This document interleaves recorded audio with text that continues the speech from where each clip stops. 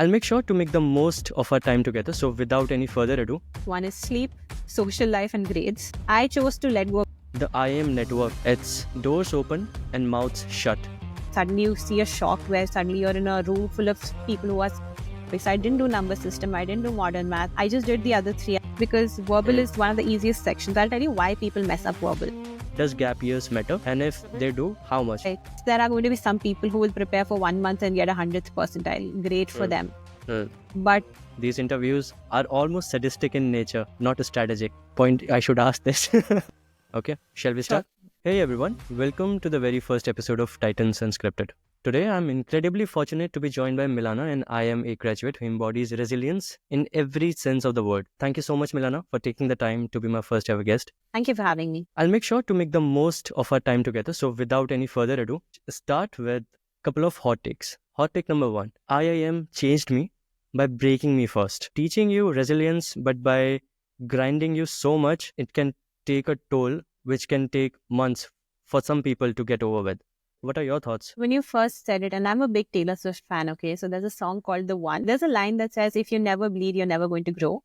And that's the first thing that came to my mind when you told me about this hot take. Because yes, it breaks you. It breaks a lot of people. It breaks the best of people. Of course, there are some people who escape unscathed. I think those are people who can survive anything. Good for them.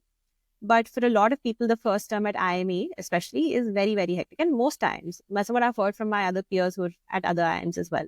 The first term at any top B school is going to be very grueling because, you're riding the high wave, you think you've achieved everything, and suddenly you see a shock where suddenly you're in a room full of people who are as smart as you or even smarter. And then it hits you that, I haven't done anything that spectacular in my life, which it's not true, but that's the impression you get. And then it really breaks you because all these years you must have been the topper in your school, you must have been the topper in your college or something, and then you're in a pool full of toppers. So that itself can be very intimidating. And then on top of that, the curriculum is also designed to be very stressful and all of that. But it settles. The point is that I don't know if it gets easier or you get used to it, but either way you will survive it. आज तक ऐसा नहीं हुआ है कि someone could not survive it. Of course, some people struggle more than the others, in which case it's important to ask for help. And help will be given to those who ask for it. Too much pop culture reference, but yeah. Makes absolute sense. Okay.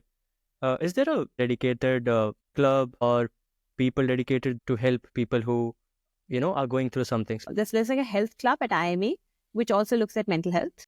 And there is also a one-to-one counseling. There's a third-party organization that offers counseling services for these students. Okay. Moving on to the second hot take, which I discovered was that the IIM network, it's doors open and mouths shut. And I was like, being a student, you should be at the forefront of bringing change, right? So protesting is one way to do it, but I rarely hear about these protests or, issue being raised via IIM. So the IIM network, doors open and mouth shut. What is your take on that? So if I understand your question correctly, when you're saying mouth shut, you're saying people are very afraid to voice their opinions. Is that what you meant? Yeah, because I believe there are two things. First, the investment that they have done is not a small one. I think every single day conscious of that they have invested 25, 30, 35 lakhs and 2 years of their time. I mean, that investment just overpowers every single issue that's there.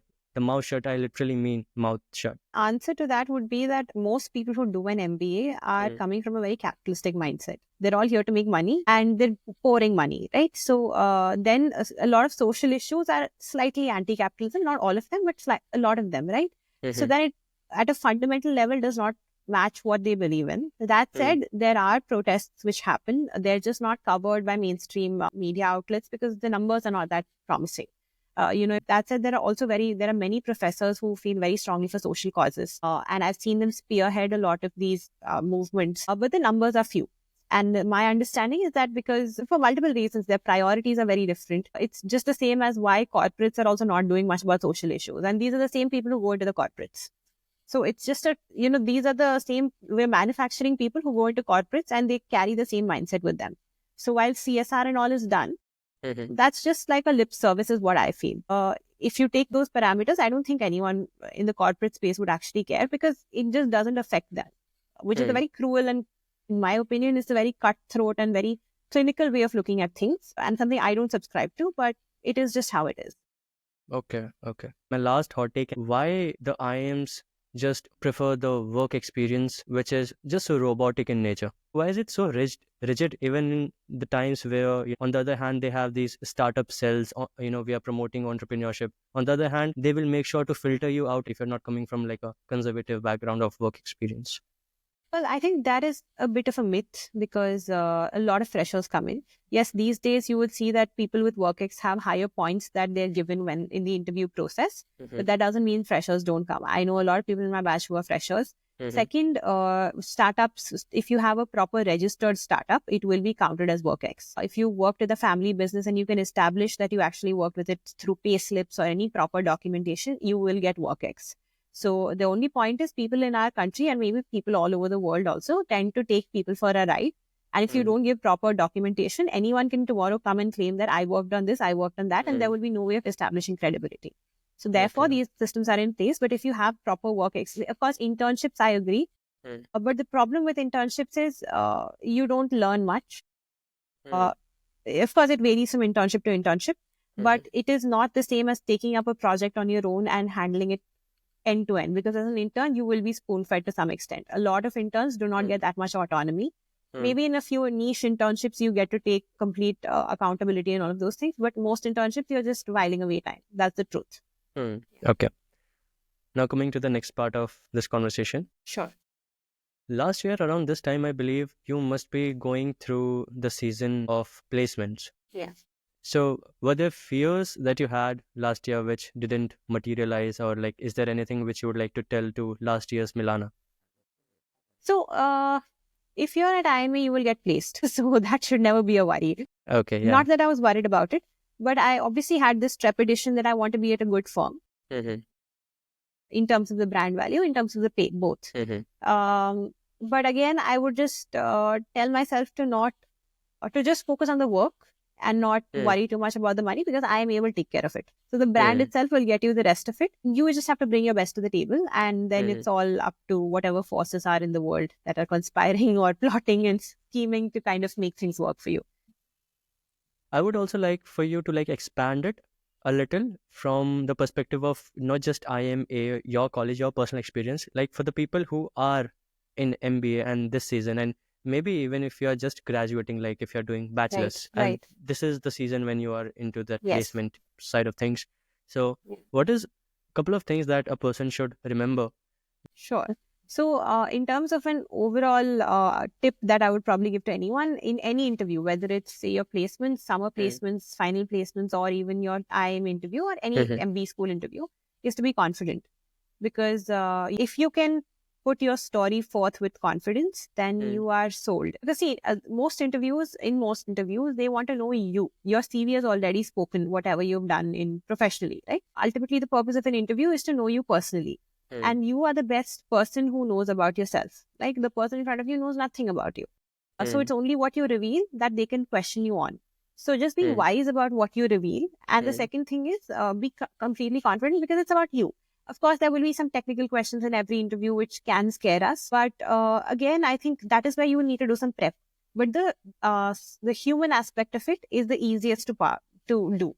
So I keep telling people when they ask me, how do I answer, tell me something about yourself, I say that's the easiest question, because you get to lay down the cards and they'll have to pick from that only. Technical interviews, I would say prep, because it depends on what your background is. You will have to talk to seniors, network with seniors, look at people on LinkedIn, ask them the questions you have. So these are some logistical solutions that I can offer. But yeah.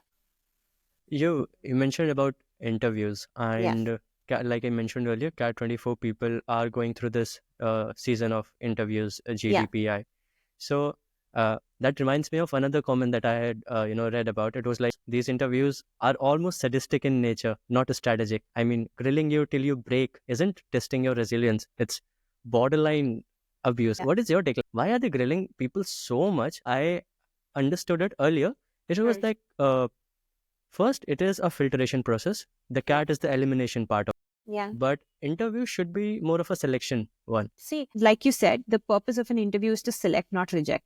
The interviewer is also looking for the right candidate, because they're also under pressure. They don't want to pick the wrong candidate for the institute. No one is coming with the agenda that I want to eliminate 100 people. It is in fact the reverse, that I want to pick 10 good people who are going to fit into the institution well, right? So that's the first thing. The second thing is, see, any college is going to be grueling, and they want to make sure that you have the necessary grit and resilience to survive it. They don't want to pick someone who cannot even handle the stress of the interview, because then how will you handle this prolonged stress? See, an interview is a 30-40 minute affair. If you crumble at that, how are you going to survive 3 to 4 months, the initial 3 to 4 months, that too, of utter chaos? Because it is chaos in the first few months. You don't know what is happening. You're suddenly hit by a tsunami of work, deadlines, all of those things. And so it's just like, it's not, I would say to anyone who thinks it's torture, I would say just don't treat it as a torture. In fact, take it as a dipstick of how the next few months are going to be. And they don't want to pick the wrong candidate. That's all. And it will settle. So it's not to say that your entire 2 years will be miserable and you're just going to live under chronic stress and anxiety. It will settle. But the first few months will be difficult for anybody. Okay. Yeah, makes sense. Were there any books you read, maybe guidance from a mentor that you had about the thing that, okay, you are preparing for an entire year just for performing in those 40 minutes. And if I were to talk about CAT, you have to perform in those 2 hours. When I see it in that perspective, it scares the hell out of me. I prepared for an entire year. I have to perform in those 2 hours, and there are n number of things which can go wrong. So what is your perspective on it? Like, how can one optimize for it? How does that mindset game play out? What did you do for that D-Day, be it interview or CAT? Right. I've taken the CAT 3 times. So I can tell you the first 2 times were a flop for a reason. Definitely, I think of course, in the first year, I studied more than my the first attempt. And despite that, I could not do well because in the moment I had messed up one section, and then that kind of cascaded, and I felt like, oh my God, I messed that section up. And I just kept carrying that baggage to the next section, which is a common trap that a lot of people fall into. So it is very easy for me to say, compartmentalize and make sure that one section's performance doesn't bleed into the other. But the only way you can train your brain to accept that is by taking more mocks. Which is the most generic answer, but trust me, people keep recommending it, regardless of whom you talk to, they will say the same thing, because it actually is the only solution. The only way you can kind of train your mind to, say, differentiate between sections and, reset after each section. So there's that. But on a personal level, I do feel it's really unfair that one day is used to judge a person's, as an indicator of someone's efforts over a year, especially for unavoidable circumstances. So, someone could have been preparing for a year and suddenly CAT is like, and on the day of CAT, if the person gets dengue or malaria or something like that, how do you expect them to take the exam? They're in the hospital, or they're probably too sick to get up. So under such circumstances, I think you should definitely be given an option to retake. Even the NMAT, earlier on, the NMAT they used to allow you to take it 3 times. But now what has happened is you can still write it 3 times, but NMIMS takes only your first attempt. That kills the purpose. Yeah, that defeats the purpose. Yeah. So when I was going through the similar question, because I've also taken it twice and this will be my 3rd time. So, I mean, it surprises me how similar your journey is to mine in some aspect, like preparing for JEE, then going for media studies. You are, of course, a couple of steps ahead. I'll catch up, hopefully. So, like I mentioned, books also help with getting us those perspective. So I read about that you are also an author and you wrote 3 books. But no one reads my books. That's the problem. They're very, they just exist in the cosmos of Amazon. No one buys them. That's the truth. Okay. Are they in the similar genre? Or like, did you try different genres? No, or I write similar? Fiction. I'm not wise enough to write non-fiction, but I write fiction, and they're all. The one of them is a collection of short stories. The second one's a novel. The first one's a novella. And I'm writing my 4th one, which is currently with an agent, which is also a novella again. So, yeah, let's see where that goes. How did you start? Because the idea to write a book is very different. We don't even imagine it. So let alone knowing how should we go about it? Can we also do it? So what would be the 3-minute masterclass if someone wants to write a book? Okay, dude, it's not that hard. And what are the logistics and things which people are not aware, and they think that, okay, it's a war? So I think if you read a lot of authors' biographies, like especially works of fiction, people who've written it, they say that writing is a need. Same for me. I never wrote with the intention that I want to put it on my CV and therefore I'm going to write 3 books or nothing like that. I felt this need to write, and that's why I wrote it. I wrote my first story, let's call it a story, when I was 5. It was rubbish. When you read it, it's rubbish. It's just, I stole from Titanic because that was the only film I'd watched back then. Still like an artist, so Why not? You always get inspired. Shamelessly stole from there. And I read a lot. I've been reading since I was 6, and something or the other I've been reading. Age appropriate stuff, of course. So I was very, whatever I would read, I would then kind of mix and match from different sources, and I'd create my own story. And for me, it was a very cathartic process. So I write because it gives me peace of mind like nothing else does. So for some people, it's running. Some people say when they go on a run, they feel like liberated. And that's how I feel when I write. So, but if I have to give someone suggestions on how to write, I'd say start reading. Reading is the only way you can write, because that's how you learn how to articulate verbally. It's the technical side of it. And you get ideas. So I'm not saying no one should ever steal, but when you read different stories and when you're in the middle of reading something, your brain predicts something else. You think, okay, if I were the author, this is how I would write it. And that's how you start thinking creatively. And the more you read, then the more you mix and match, and then you create your own khichdi out of it. And quite often it can be a good khichdi. So you have to give yourself the chance to write. And I don't think anyone should take the pressure that I'm going to become an author for the CV purpose. That's not how you do it. So write if you truly want to write. Otherwise, find something else that interests you. Not everyone has to write a book to kind of look good, make it seem fancy on their CV. So when it comes to a CV, I would say pick a passion that is very close to your heart, and then kind of see how best you can establish credibility. Make sure it is on paper, however it may be. If you're interested in sports, try to do well, state level, national level, however much you can do. Because the person in front of you cannot just believe your essay unless you can prove it to them. Right. So, and it's not fair to expect them to believe, because you'll be taken for a ride if they said, Ashak, just come with anything. You need to establish proof. That is very important. So whatever you like, pick that hobby and try to master it in a certifiable manner. That would be my take. You mentioned about getting inspired, and writing. And since you are also a content creator, you create stuff which is so helpful, like in my case.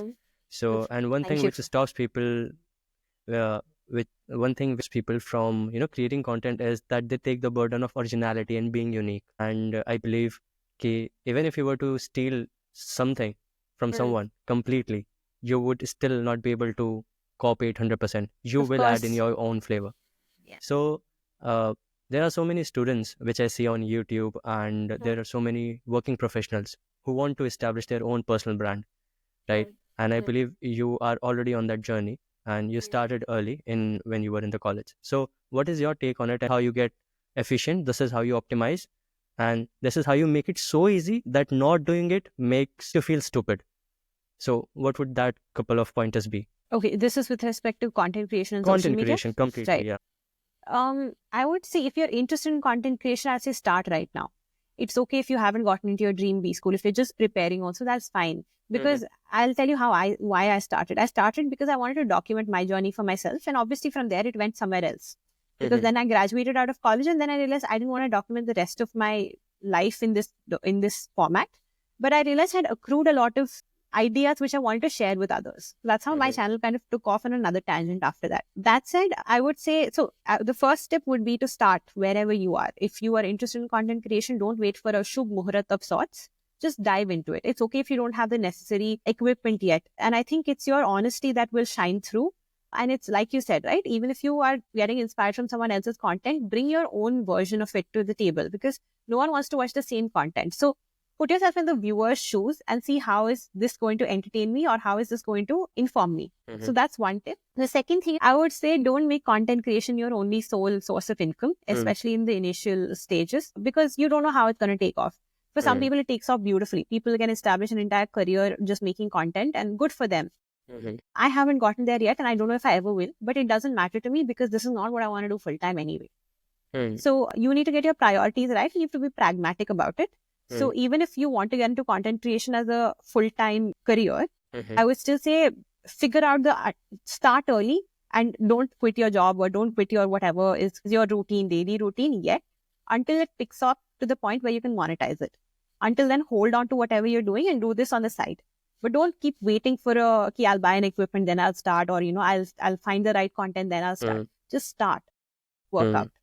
Yeah, Chad. And once you, start something, the actions that you do brings out result, and those results inform you on how to do better. And that's one thing that you can do. Exactly. Okay. And you'll never know what works for your channel until you try it out. On paper, they would say this kind of content works, but maybe when you're doing it, it might not work because of your delivery or just your background, etc. So, but something will work. So you to discover that, you will have to see you'll have to test it out. Let's start with the CAT thing. I have divided it into 3 sections: pre-MBA, MBA, and after MBA. The pre-MBA part, I would like to be that person who is in that mindset of being a freshie, working and preparing, and the person like I am right now, which is who resigned and planning to prepare. So taking an example of someone who is just fresh out of college, they are transitioning into the corporate world, or maybe taking a gap year. So what would you suggest to them on how to prepare for CAT? And for people who are watching us, who are listening to us, she has already given out the strategies for DILR and all the sections and how to go about it. And there is abundant material out there. And the actual issue right now is that it's so much that you'll get paralyzed by watching that, oh my God, so much content. So what we are trying to do here is, you watch that content on her channel, but I would like her to mention what not to do and maybe give a couple of pointers which she feels do not do this. So what are those couple of points? Okay. So this is straight out of college, right? Correct. When you're straight out of college, I would say start early. See, if you, a lot of people start their MBA prep in their final year of college, basically, depending on how long your degree is. So if you've decided and you're still in your undergrad and you feel you're going to do an MBA, start early. You'll get a head start. And if you've decided you don't want to get WorkX, which is perfectly fine. It's a perfectly valid logic, because a lot of people feel that I want to finish all my studying in one go and then I want to work, which is perfectly fine. So if that's the case, then start early. Don't keep waiting till you graduate and then don't think, okay, now I'll start, because you can juggle. See, college is lighter. The moment you graduate, there's a lot of pressure on you, because you'll either have to find a job or you'll have to take a gap year, which is even more stressful. So if you start early, the moment you graduate, you can just start, revising. And then when November comes, you take the CAT and then you see how it goes from there. So your gap will be very small. Usually people graduate in sometime in March, April, May-ish. Right. So then the time that is left, you'll use for revising it. So what I would tell myself from back in time is to take my coaching classes seriously. So that would be the only tip, which is specific to this category. So one of our listeners, Megha, had a question. So the question she wanted to ask you is that she's not able to complete her backlogs in quant because she comes from a background of sciences, pure sciences, PCB, and she is a freshie. And let's just assume that she is just starting now, like today she is starting, okay? And she has 6-7 months to prepare. So what would your advice to her be? She has a lot of time, so she should give herself some credit and not take too much pressure. But one North Star would be that in quant, especially if that is not your forte, pick and choose your topics. Because a lot of times, if it's your forte, if you're mathematically excellent, then I would say do everything, because this is your section to optimize that. So I would always say that in the 3 sections, pick one section which is going to be your gold star, and one section which is moderate, and one section where you're just going to cross the sectional cutoff. So in the gold star, I would say aim for a perfect 100th percentile. And in your weakest section, try to cross 85, because that's the maximum highest sectional cutoff that is possible. So that is the only thing. Pick and choose your topics and be strategic, work smart and work hard. Okay. So I think the question of backlogs here is that coaching just runs so fast in certain period of months, because they have to complete, the course by this deadline, so that people can actually focus on mocks, because then their responsibility of mocks comes to them. But the students get so behind. So was there any strategy or like a mindset that you used? I have a backlog of arithmetic. How do you manage? Like, do you give time to every single day? Every day you dedicate, you kind of finish it off the moment it's being taught. Because then if you wait, I'll work on the weekends, then it'll just keep piling up. Some people can manage it, but I get very stressed out if I see a mountain of work in front of me. So I'm someone who will rather just keep clearing it right away as it comes. So I would personally recommend that. I would say that, when you're being taught a topic, go back the same day, stay up till late if needed, just revise it, make sure the formulae are written down. And and then just do some questions. And then on the weekends, you can sit properly and you can kind of deconstruct the entire thing.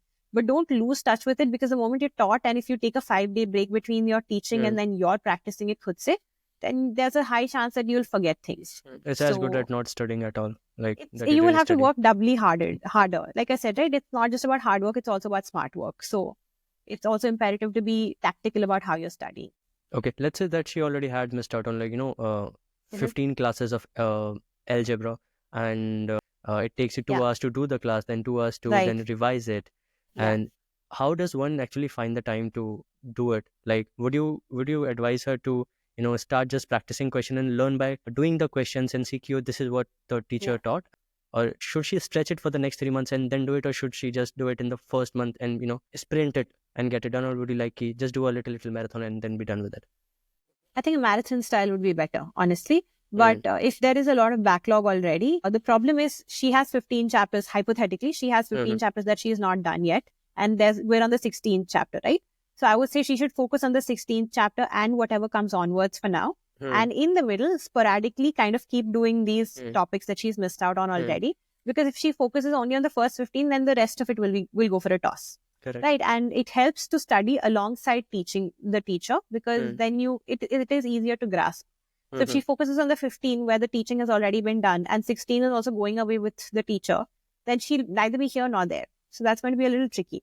Correct. And the second thing is, I would say that in quant, one of the biggest things to do is to practice on your own. Teachers and all are great, but it is only when you put pen to paper and you actually sit down and solve, that's when you realize that how much you've understood of the whole teaching process.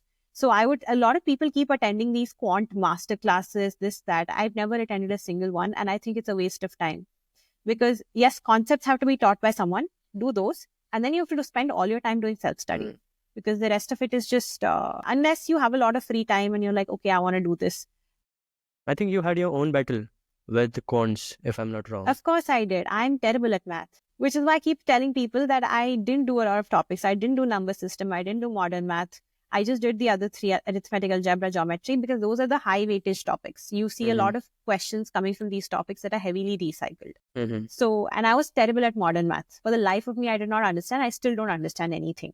So it was a decision I took. This was in my third attempt. So in my first two attempts, I also fell into the trap of doing every topic very superficially. But then I realized in my third attempt that I have to do something different. If I want a different result, I have to do a different approach. And that's when I decided to do these three topics in depth and chuck the rest. So it worked for me. Be very strategic about it. Yeah, be smart about it more than anything. And then put in the hard work. So strategize smartly and then put in hard work.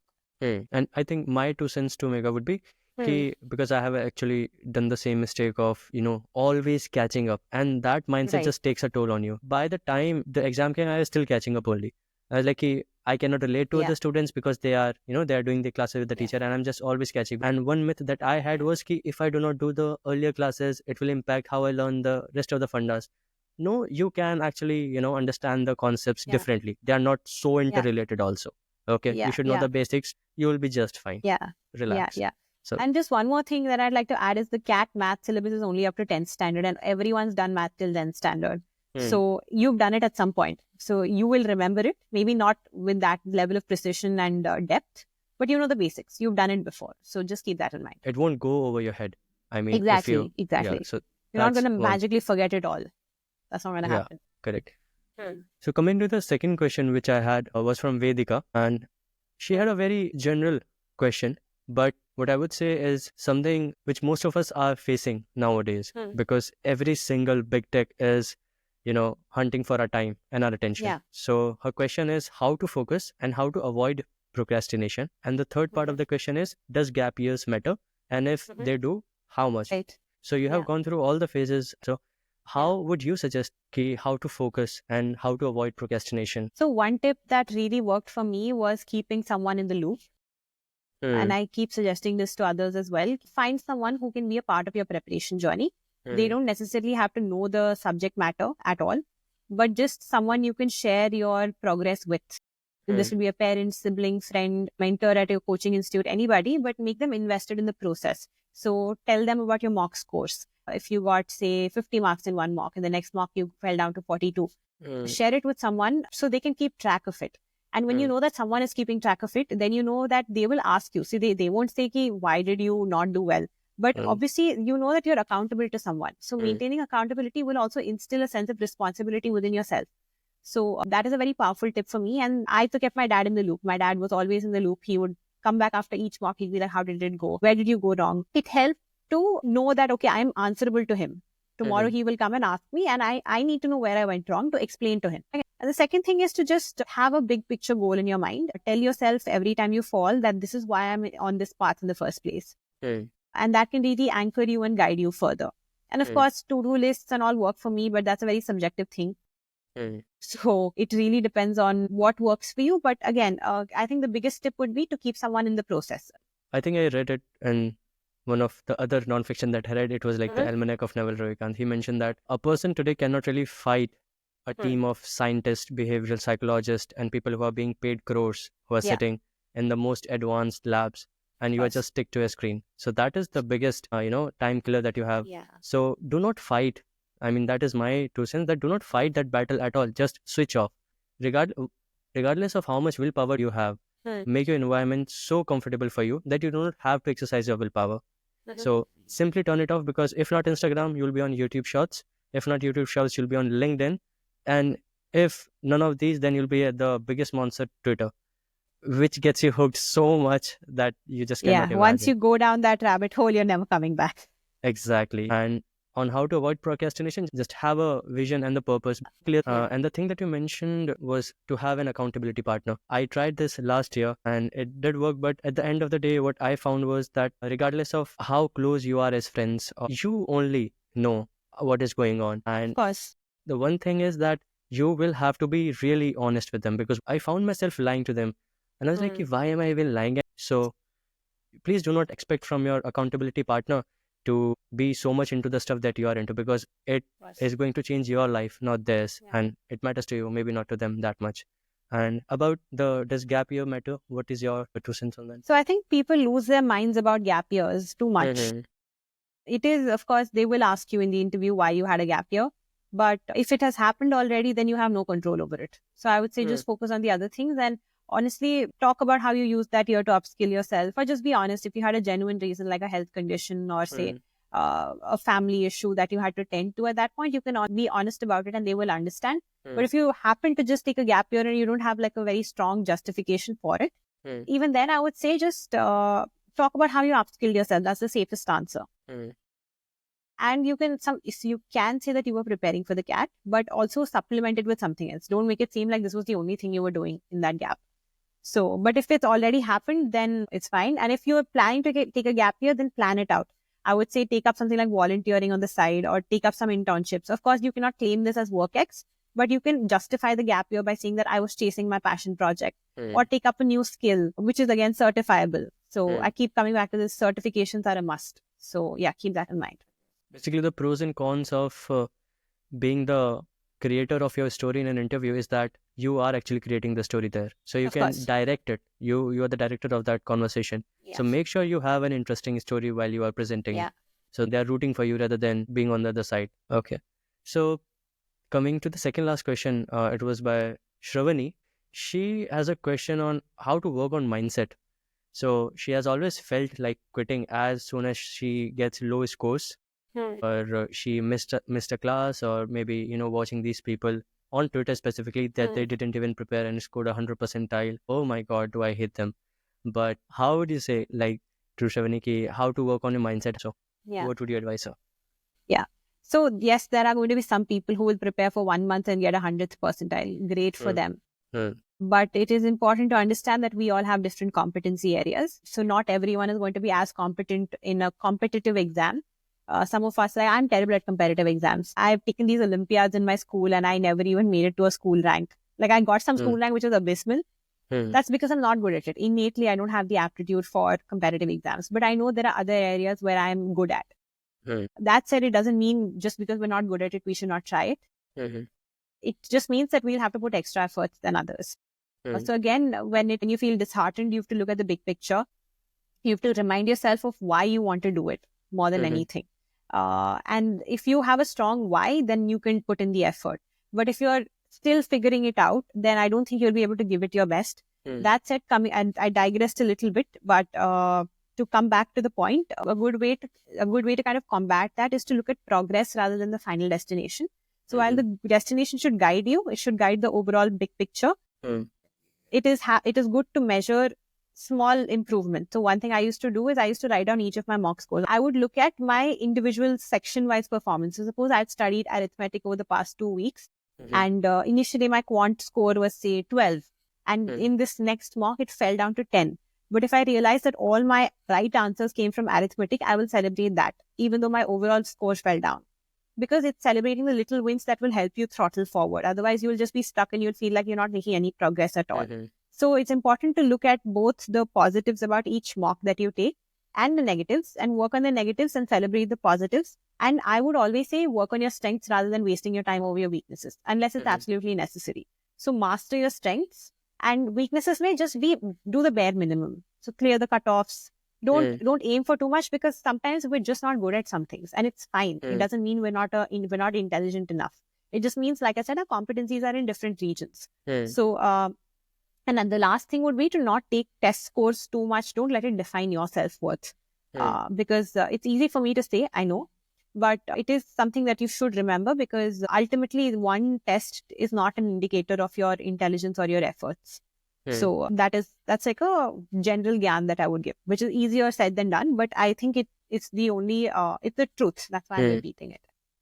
Also, one thing which happens is that, if I remember my schooling, it was, people used to ask me, which is your favorite subject? And I used to be like, my favorite subject is maths. And it was not because I love maths. It was because I was scoring the highest in my class in maths. Right. Okay. So if you're scoring low marks in your test, do not avoid test. Take tests. This is the mindset that I am following right now. I am taking test as a preparation tool rather than feeling that I'm being analyzed. So do not avoid test at all. Even if you're just scoring 0, 0, 0, it is not possible that you will keep on scoring 0 till the end of your preparation. You will score fine only. So that's my 2 cents. Now, coming to the last question, Aryan had a question. His question is similar to Megha and Shravani. He was like, hey, I'm not able to cope with quants. I think he is also a non-engineer and is unable to remember the concept for more than a few days. Okay. And even struggling to solve the things that he is, trying his hands at. So I think you already answered one part of it, which is if you're not able to cope with quants, select, divide and conquer. Yes. So choose what you want to be good at, see what actually matters in the CAT. The second is that he's not able to remember. And here what he would require is revision strategy and things which can help me, like spacing his revisions. So what are a couple of tips and what are a couple of not to do's when it comes to keeping the concepts intact, especially with quants? So one thing I used to do is I had a book of formulae where I would write down every formula that was important, and I would keep revising it once a week. And once I hit November 1st, the first week of November, then I stopped taking mocks and I would do only formulae revision.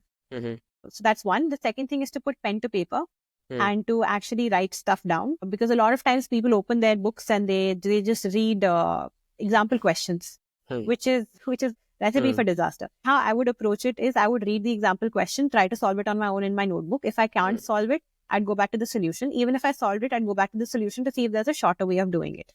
So that really helps. And then I would try to solve the exercise questions on my own. That's the second thing. But the first thing is more important, where you write down formulae. So sometimes people have flashcards where they write an example question on one side and the formula on the other side. So try something out like that. But writing is important. There's a reason why people before us used to write so much and click ke padhai karte the na.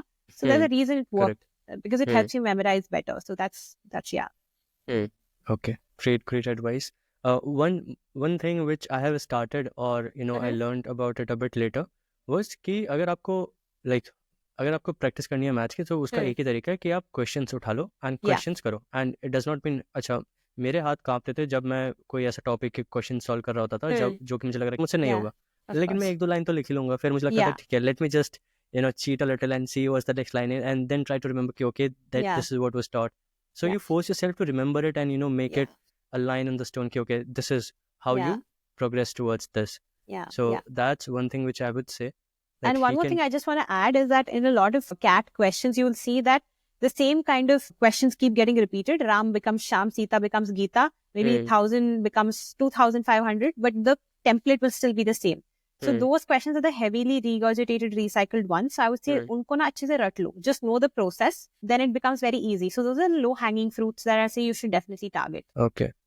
So I think one more question that he had was, he wants to know which B school should he target if he's interested in marketing but have a previous academic profile. Like, where will they accept him is what his question is. So that is a personal choice, honestly, because there are two factors. One is which college he gets, what is the pool that he has to select from. And second is how interested is, I mean, for him, is marketing more important or the college's brand value? Because if you look at one of the best colleges for marketing is MICA. But a lot of times when people get IIM ABC with MICA, they're carried away by the IIM tag and they might just leave MICA. So it has to be his choice and his decision how he wants to prioritize it, whether and what he's getting. So what are the other options he has? So I don't think I can answer that very accurately until I know a detailed overview of what's happening. I think now that the podcast is sponsored, even though I would love to, but there is a tool by Career Launcher, I think, which tells you where you will fit the best. Yeah, suited. Correct. So you can just use that, put in your, 10th, 12th, your what did you study, where are you standing with terms of, and it will give you that a dotted graph which will tell you what is your focus. So the next question that I have is an umbrella question. So one was that mental health, D-Day mindset, mock strategy, and revision strategy. So revision strategy, I mean, this was chosen by a lot of people, revision strategy. And I think you did cover it in your videos. So guys, you can check at Milana Prakash. But if you had to put a couple of pointers about revision strategy. Okay. So I'll start with quants because that's the easiest. Like I said, right? Have a book of formulae and keep revising that. With every formula, I would suggest write an example question. It's a long process. If you can't do it for every formula, that's fine. With DILR, I would say, even when you're revising, don't solve questions you've already solved. Because see, in DILR, the questions are never going to be the same. Unlike quant. In quant, you will see that the same template is followed. But in DILR, every single time, there's a new surprise which is thrown at you. So it is important to learn the approach rather than the solution. So if you crack the question once, don't touch it again. Because you've probably cracked it because you could solve it, could say. Two things with DILR. One is to actually solve it on your own, even if it takes you 2 hours for one set, spend that time and then look at the solution. That's the second point. The reason I say this is because you have to train your brain to think in that direction as opposed to just memorizing or seeing how the solution has been arrived at. Because see, when you look at the solution, you will understand. DILR sets are easy to understand when you look at the solution. But it is only when you train your brain to think in that direction that you learn the art of solving the section, no matter what the question is. So that's for DILR. So DILR takeaway is to really learn the approach rather than the solution.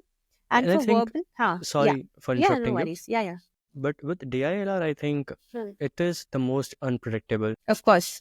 One thing that you already mentioned is that you give the time that it requires, maybe 2 hours, 3 hours, 6 hours, but you build on that confidence.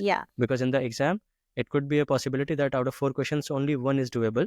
But you need to have that confidence that I will crack it. If you were to give more points about that, the unpredictability part of it. I mean, like I said, the only way is to learn the critical thinking, to train your brain to think logically. That is the key take. Right? Like you said, that's the most unpredictable section. And it's not even so much about the confidence. It's just about training your brain. The more you practice, the more you know how to logically approach it. But when you become, it's like brain puzzles. The more you solve puzzles, the more you learn कि अच्छा ऐसे भी कर सकते हैं, वैसे भी कर सकते हैं. So that comes only with practice, and practice where you're not looking at the solution. So one thing I tell people for DILR is never look at the solution. Unless you've not cracked it for the past 4 hours and you're struggling with it, then probably go check the solution. But ideally, even when you're checking the solution, see how far along you were on the same track as the solution is. So if you were right till step number 7, suppose, hypothetically, step number 7, then at least one, celebrate that you got that far. And then you see what was it that I was missing. So there is a blind spot. That's what happens in DILR, that you're missing, you're going through a blind spot. So how do I identify that blind spot and how do I correct it? So DILR, I would definitely say learn to think on your own. Don't look at the solution. Be a little Atmanirbhar in that regard. And for verbal, I honestly don't have any suggestions because verbal is one of the easiest sections. I'll tell you why people mess up verbal. They mess it up because they're not able to focus. Because English is something we've all been taught, and the English in your verbal is not that difficult. It's, yes, there will be some words which will be a little tricky, or some topics which can be a little dense. But if you manage to stay focused, you will understand it. It's the easiest section because the answers are in front of you. That passage has all the answers. You just have to be able to pick it. And for that, you need to pay attention. So for paying attention, I often tell people to write summaries of every paragraph, like a 2-line summary. And then at least when you look at the question, you know which paragraph to refer to. You know which paragraph, at least it'll save you time. So I don't have revision strategies, but whenever you write a verbal section, whether it's a sectional test or a full-length test, highly urge you to write summaries or at least keep keywords. Okay, so basically for VARC, rather than having things to revise, have frameworks on how you attack the thing. So like write summaries for it, have a strategy, a framework, how to eliminate certain options. So you have gone through the D-Day mindset thrice, and if you were to add to that to the JEs and so what has been your D-Day mindset? How do you train yourself and calm yourself down, relaxes yourself? And adding on to that, before I forget, I'm so sorry. You mentioned earlier that, track your daily progress. So do you used to write a journal? I mean, having an accountability partner is great, but some people might not have that friend. So how do you track your daily progress? Do you used to write a journal? What was it? So I write a journal, but that's more personal. What I used to do for work is I used to just have like a diary where I used to write down each section. I used to, more like a diary or Excel sheet, use whatever you're more comfortable with. Where I would do every section. So I would look at arithmetic, these many questions I solved in. So if I took a mock today and I take a mock next week, okay, then I would look at, in this mock, I solved these many questions in arithmetic, algebra, geometry, the same contrasted with next week's next mock. And then I would see how much progress am I making in the topics that I've actually worked on.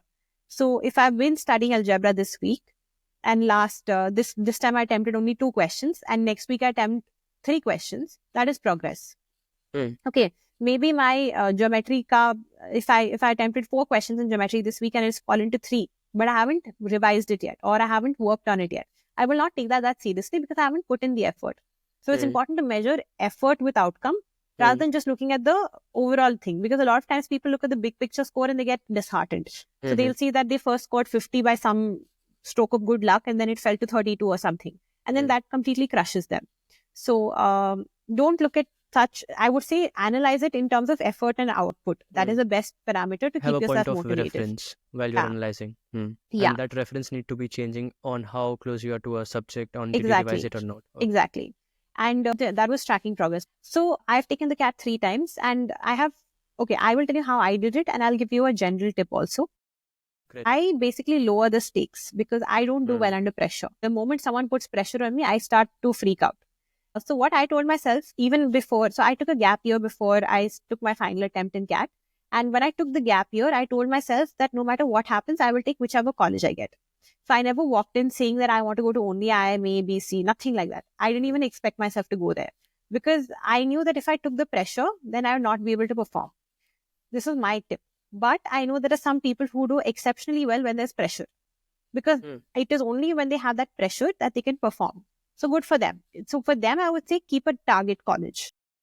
There are people like me who don't do well under pressure. For us, it is important to lower the stakes, to say that I will accept whatever comes, but I'll give it my best, which is a very tough thing to make peace with because when you're putting in the efforts, naturally you'll get attached to it and you'll feel like, now I want to go to this college. But it helps to sometimes say, to just be realistic. So that happens with time. You have to train your brain to accept that I will accept whatever happens, because that self-acceptance also takes time. But if you're someone who needs a pressure and a stimulus to keep performing, then I would say definitely keep a dream college in mind. And on the D-Day, just tell yourself, regardless of whether you're category A or category B in terms of pressure performance, treat it as an entertaining thing. I know it's very easy. I wouldn't say entertaining is the right word. That's not the right word. Celebration of your efforts. As a celebration of your efforts. Yeah, that's perfect. Yeah. So instead of treating it as, okay, this is going to make or break my life, which can be stressful for anyone, not just that thought itself can make anybody crumble, because if you put all your stakes in that one outcome, then you will crumble. So it is important to accept, but also give it your best. So that would be the D-Day mindset, and to celebrate the fact that I've given it my best. And don't be too hard on yourself. I think that's important. Yeah, cut yourself some slack. Yeah, cut yourself some slack. I think your advice here is that lower the stakes consciously and put in as much effort as you can. Exactly. Yeah. Because once you have put in the effort that you can as your best, it will bring a different kind of a peace, because even on the result day, you won't be anxious because you're like, this is the best I could do. I could have done. Now, let me just flow with life. So, okay. So one thing is, at some point, you need to know where to draw the line. So for some people, it could be taking the CAT once and saying, okay, this is not my cup of tea. Some people like me can take it 3 times. Some people might even take it 5 times. I don't know anyone like that. Ho sakte hai. Okay. But you have to be smart about how much time you want to invest on this. And every single time you're taking a new attempt, you need to know why you went wrong in the first place. That's how you will know whether this is even worth a battle fighting. So pick your battles wisely. And the biggest takeaway for me would be that when you go to bed after the exam, you should be able to sleep in peace, knowing that you gave it your best. So that's the most important thing. And every day also, when you finish studying, if you can tell yourself that, Acha, I gave it my best given the circumstances. Someone else might be putting in 5 hours. Maybe you put in only 1.5 hours. That's fine. Maybe because you had a job to juggle or something else to take care of. But self-satisfaction is the most important thing at the end of the day, because you have to live with yourself. So if you're happy, if you know that you gave it your best, at least you've made peace with your efforts. Okay, great. Now, moving on to the next question, it's more of a request, like clear this myth or maybe just provide your perspective on this. So some mentors and teachers are, come on YouTube and just mention you just need an hour a day to crack it. You just need 2 hours to crack it. And only if I could, enter the screen and have an argument with them, I would have done it. But it is not. I mean, you only have one class of 2 hours, then you revise it and then you practice it, and then you have to take rest in between. You have to get that energy up. So for someone who is working, who's doing that 9 to 5, he might have to travel half an hour, let's say, on each side to and fro. And then they come. But it is so difficult. And I respect those people who have actually done it, But how can you make it easier for yourself? Or would you advise to actually quitting your job? I know it gets a bit controversial because you might affect people's financial life and they might come in your comment section and be like, hey, you suggested it. But someone is already 50-50 there. So can you help them make a decision by just providing a couple of pointers on which they can make an analysis of their own and then decide for themselves, and what those pointers will be? See, 1 hour a day and all is such a sham, because you can't give a cookie cutter answer to anybody. Like I said, right, we have different competencies. For some people, 1 mahine padh ke bhi they do excellently well in an exam, right? So for those people, maybe 1 hour a day is more than enough. But if you are not coming from a math background, you've not taken competitive exams before, then chances are you will need to put more efforts. Or maybe you've taken competitive exams, but you're in general not very savvy with them. You'll still have to put more efforts. So that's the first thing. The first thing to evaluate is how many hours of studying do you need? That's the first. Second, how many hours do you have to spare right now, given your whatever job, college, whatever is on? So just try to make an analysis between how much I need, how much I have, and then decide what are the financial repercussions of taking a gap year, number one. Number two, how do I justify the gap year? And then you decide whether you want to take a year off, or you want to juggle a job and do both. If you're juggling a job, and because I understand not everyone is going to have the luxury of taking the year off, especially financially, I think it becomes important to then see how you can optimize on time. So I tell a lot of people who are working to focus on the weekends, because maybe on a weekday, you should just sit for half an hour to just revise formulae. Because on the weekends is when you actually have time. Because after working for like say 8-10 hours, your brain is sapped. Even if you sit in front of the book, you're not going to absorb anything. You'll just probably waste time. You might as well just you might be daydreaming. You're not able to pay attention. So you might just be staring at the words and nothing is going to seep into your head. So in such a case, I would say just take a break. On weekdays, if you're not able to put in the effort, it's fine. Because I believe that numbers don't matter. It is quality of time that you're investing. So not the quantity. Some people sit for 8 hours and they're spending 3 hours on their phone or in their own dreamland, which is of no use. Even if you're sitting for 2 hours, that should be quality 2 hours where you're completely immersing yourself in your studies. So that becomes important. So focus on quality, not the quantity. So someone is going to say study for 3 hours. Don't buy that bullshit. And pardon my French for saying that, but that's just rubbish. Because ultimately, no one can prescribe. It's not a dosage that a doctor is giving you that you need to take this much to get better. It really depends from a case-to-case basis. True. And the thing that you mentioned about not everyone having the luxury to resign. I think some people might have the luxury, but they might not have the courage to resign. Yes. To those people, I would like to say, because this is the analysis that I did for myself. I saw the people who were in my job where they are 5 years or maybe 7 years down the line.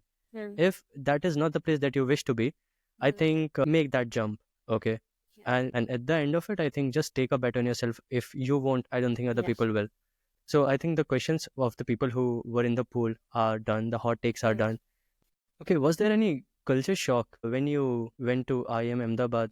Moved from that college life and campus life to the IIM? Because there's this rumor that it just cutthroat competition. Yeah. Is it really that cutthroat? Are people really just after you?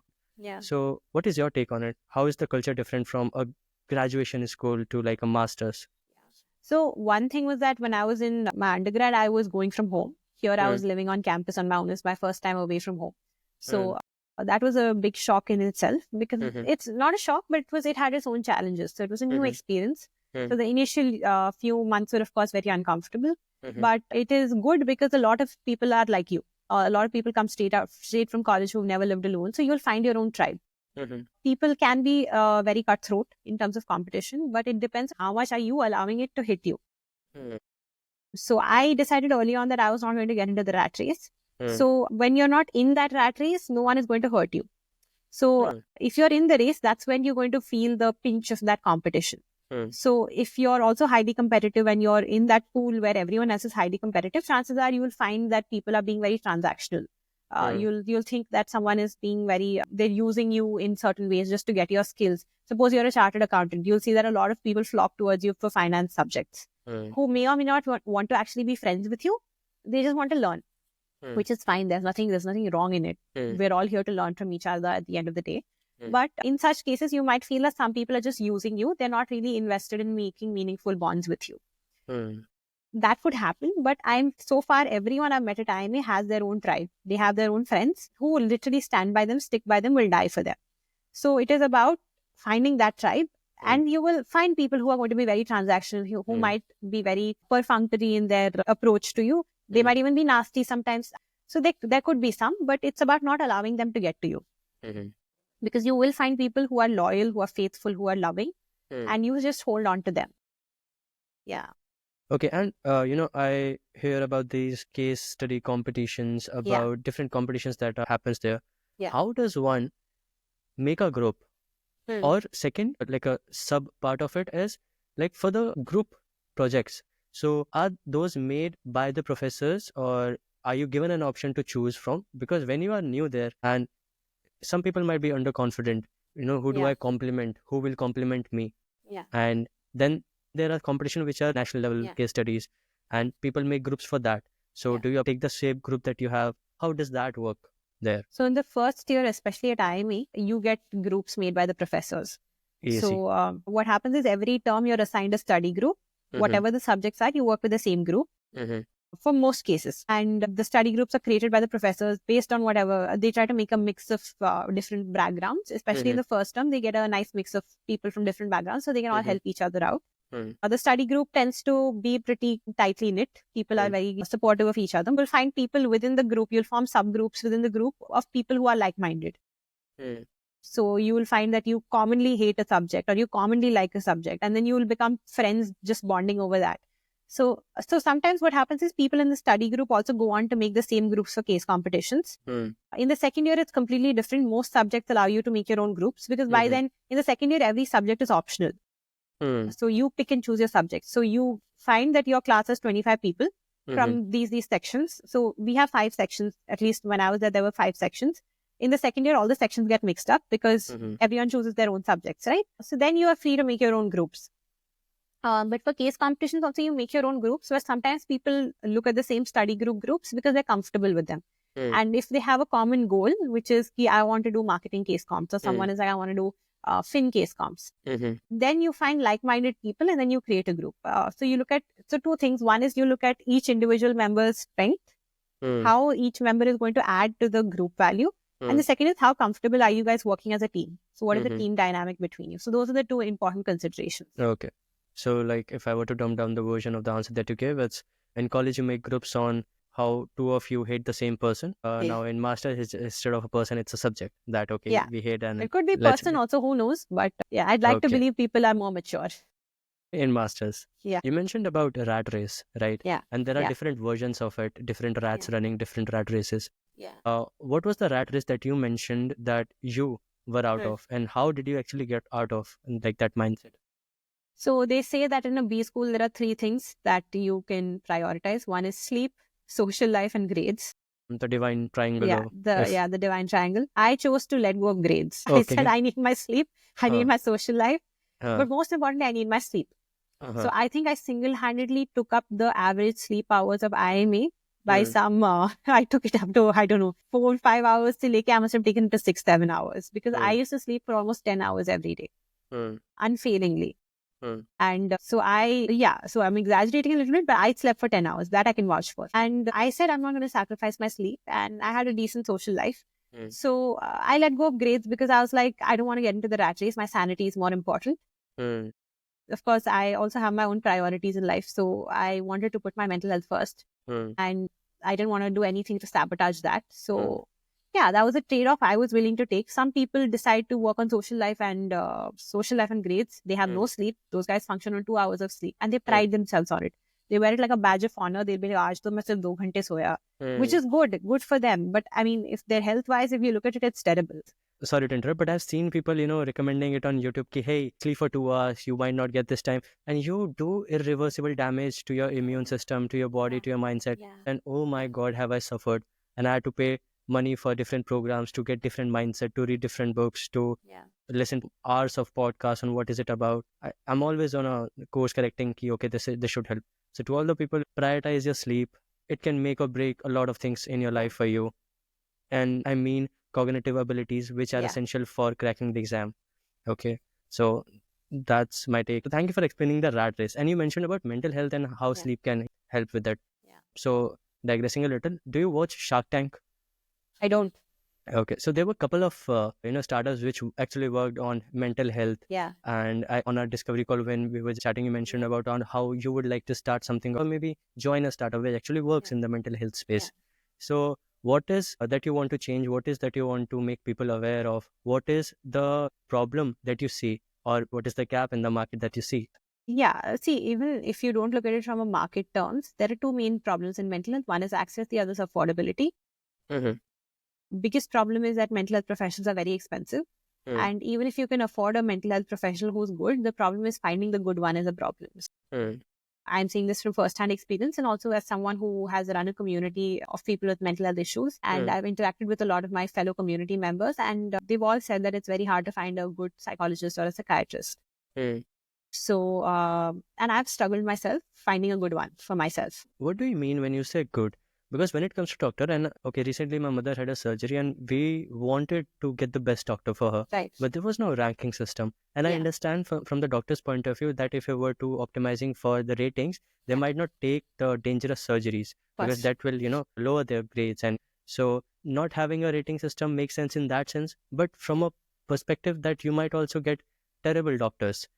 Okay. And you find people who are under stress and who are just going it for the sake of it. And you do not want to be on their surgery table. So what do you mean when you say good mental health professionals? And how did you find one for yourself?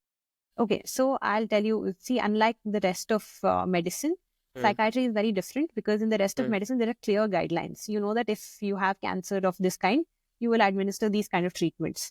But the problem with mental health is that every person is a unique person. There are problems, even if there are umbrella diagnoses. So you can say that someone has depression, someone has whatever, anxiety, bipolar, whatever else. What happens is that because it's so personal, the approach also has to be personalized. There is no template, okay, that if you have depression, I will give these medications and I will do this in therapy. It really depends on a case-by-case basis. So you cannot have a cookie-cutter answer to it. So finding the right person, therapist or person psychiatrist fit becomes very important. And the second thing is a lot of times people are they're very not compassionate, especially a lot of the mental health professionals can be very invalidating. They can be very impatient. It might happen so that you're talking to them and they're suddenly like, oh, but you're such a brat. You have so much to be grateful for. Your parents are so kind, or you are going to a good college. You have money to afford seeing me. They can make such statements which can be very invalidating when you're in a dark place yourself. So that is how psychiatry is very different from the rest of medicine in general. So, ratings don't work in psychiatry because what might work for me might not work for somebody else. So if you go to see the same person that I'm seeing, you might find that our needs are very different, our stories are very different. So your perception of that person will be completely different. So there is no one size fits all solution in this domain. So finding a right person really is a trial and error process. It can be an expensive process, which is why I think it's something has to be done in this space, because you have to go to a new person each time. You have to tell them that, okay, this is my story. This is what I'm struggling with. And then you might realize halfway through the session that this person is an absolute idiot. And then you have to find a new person and start the process all over again. So it can be a very tedious process, which is why I really want to work in this space at some point and kind of see how we can address the gap that exists in the society in the mental health space. Okay. I mean, they are, of course, different, like you mentioned and explained it. But some similarities which I have found is about compassion and empathy. Yeah. I think doctors actually are lacking it because we do not want stoic doctors. Exactly. I mean, stoic, I mean, in the Sigma sense, which we see on Instagram. And I mean, there are some wonderful doctors as well, which I have met. But more generally, what I'm seeing is they're just so not into it. They see it as a case. But there's a person who is so vulnerable in front of you, and it might be their first surgery. I think a little empathy could do wonders there. Yeah. So are there any dreams or vision or any idea that you have right now? Right. There are a lot of people who are doing excellent work in this space. So like you said, right, Shark Tank, I know a lot of people who have been featured on Shark Tank. Mind Peers and Mind Peers and Listen and all these guys. So they're doing excellent work. I think one area, if I could ever make an impact in this space, would be integrating AI some way in the mental health treatment landscape, not to replace the role of a therapist or a psychiatrist at all, because no one wants to be talking to a bot. But kind of seeing how we can complement the overall treatment process and how we can make the lives of both the treating providers and the patients kind of easier by involving tech into it. So that's an idea I'm toying with, but let's see where that goes. Okay. Final 3 takeaways that we are going to get into. Please share maybe 2 to 3 tips for keeping the sanity intact for people who are doing MBA and going through the chaotic semesters, people who are working and preparing, or people who are just repeating. What are some relaxing things that they can do? What are things that work for you, and would you like to advise key? Guys, do this. It's wonderful. Before you start, I would like to mention, please start sleeping. Okay, please go ahead. Yes. Sleep. Yes, sleep is very... So there's a saying in IIM-A which I'd like to modify. They used to say deadlines are sacrosanct, which they are. But I think sleep is also sacrosanct. I think in general, to maintain your sanity, regardless of which stage of your life you are in, would be to kind of be kind to yourself. That would be the most important tip while putting in your best effort. So whether you're preparing for the CAT or you're preparing for placements or whatever else, put in the effort, but at the same time recognize that there is only so much that you can do for a reason. So nobody is getting joy out of procrastinating also. Everyone knows that it's a bad thing. There's a reason you're procrastinating. That doesn't mean you don't do anything. Just because you're kind to yourself doesn't mean you're sitting and you're like, acha, now I'm going to be kind to myself. But recognizing, I think the most important thing is to recognize that you are the way you are for a reason. And then working on how can I optimize it? How can I make it better given the circumstances that I'm in? So I personally love journaling. That's a staple that a lot of people who are struggling basically say. Mindfulness apps, a lot of apps like there's Calm, which is very nice, CL and Mala Calm. There are plenty of apps to try mindfulness. Walking, exercising helps a lot of people. They find it very cathartic.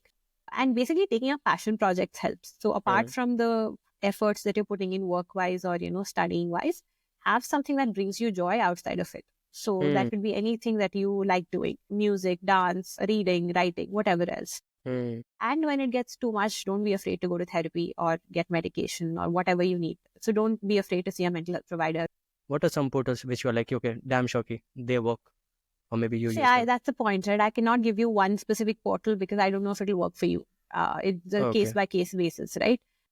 But I think it's a trial and error process. There are some good mental health startups like Listen, like Amaha. These guys are doing good work. They have a lot of therapists that they offer. So if one doesn't work, you can always switch to another. But again, there is no guarantee that you will find the right fit. But the good thing is plenty of mental health professionals offer work on a sliding scale, which means that you pay as much as you can. Now, of course, you have to confirm with the psychologist or the psychiatrist if they're okay with it. But I know a lot of young people who are willing to do this. So first question, probably if you're seeing someone, would be to ask them if they're willing to see you on a sliding scale, because not everyone has a financial bandwidth to pay these hefty money, hefty prices that these guys charge. So I can send you the links to the names that I mentioned, and maybe you can add them into the description box or something. Perfect. And it's going to be a tough process. People think that going to therapy is a very it's like it's going to solve all your problems. Ultimately, it also needs a lot of effort from your end. So it's a lot of hard work from your side. Of course, a therapist or a psychiatrist can only act as a crutch, but ultimately you have to put in the work. So it's not a bed of roses, but it really helps. Okay, So, yeah. okay. Maybe getting in a personal side, and then we'll just move on and end this beautiful session. We get too close to our struggles and find it so overwhelming, and we almost get paralyzed. So are there any, even if it's a small struggle, like you are post MBA and this is the dream life for at least 3 lakhs plus students who are preparing this year. So what is the struggle that you are facing right now? Maybe, some other post MBAs might also be facing similar to yours and they might not have a voice. So are there any struggles, anything? And what can be done if you have ever thought about it? Maybe you're working on it, if at all. See, a lot of people think that the ticket to a good life begins with getting into a top B school. It doesn't. Yes, it opens a lot of opportunities for you, but life continues to throw lemons at you regardless. Now, a lot of people who are in my cohort also feel like they are unready for the work life yet, because it's so nice being in college for 2 years. You're so comfortable just having a cushion all the time, right? Suddenly you're thrown into this corporate world where people are not as forgiving, where deadlines are actually very sacrosanct. College mein phir bhi, if you mess up, you still have a way to kind of... it's not the end. There's an antidote to it. But now you don't have any of that. Work is work. You're getting paid for it. So it gets very real. So the struggles become real of just adulting. You realize that this is real adulting. The moment you have to pay bills and you have to make your own money. So that is a challenge that a lot of people face. But I think in general also adulting is a problem that I face. I still feel unready for the world. I feel like a child, even though I'm not. And I think a lot of people face that, where they feel like children in adults' bodies. So it's a problem, but I think no one ever learns how to adult. I think we're all just winging it. And the insight that even our parents or our grandparents also were never prepared. There's no school that prepares you for adulthood. You just get into it and then you find your way out of it. And you will realize that there are moments in your life when you will still find yourself acting like a child, and in a good way or a bad way also, but just not holding yourself too harshly for it. And knowing that you're also doing life for the first time. So I think that is a good insight to have. What a beautiful point to wrap up this. I think when you have this perspective that we are all just winging it, you also become a bit more forgiving. It's okay for you to mess up. So I think that brings a perspective to be forgiving and be more accepting of people. And my God, you made so many points which resonated with me so much. And also the one that you mentioned just now, feeling like a child. When I was a kid, I used to think, 23-year-old bhaiya, he's a level different. Wow. And I do not feel that way. I still feel like I'm 17 or 16, just trying other stuff. And so, okay, we'll wrap this up. Thank you so much, Milana. Thank you for having me. By the way, that's how you pronounce your name, right? I mean, that's not the point. I should ask this. Is it It's Milana? actually Milana. Milana. Wow. Yes. Wow. But it's okay. A lot of people call me Milana, so it's fine. Okay, wow. I should have asked this for you. Thank you so much for being part of this. So I think I'll be always grateful to you for having this conversation, for making the time, for being so open and passionate about the things and topics that you talked about today. Thank you so much. Thank you for having me. It was my pleasure. It was so nice talking to you. Yeah, awesome. Chalo. Yes. Bye-bye. Awesome. Chalo. Bye. Good luck. Bye.